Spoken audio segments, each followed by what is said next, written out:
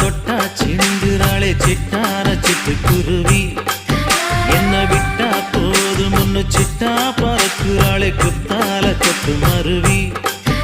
அந்த சீம காட்டுல சின்ன தேனு கூட்டுல அந்த தெக்கு சீம கரட்டுல தேர் எடுத்து வச்சிருக்கேன் சின்ன பொண்ணே ஊட்டி விடவா.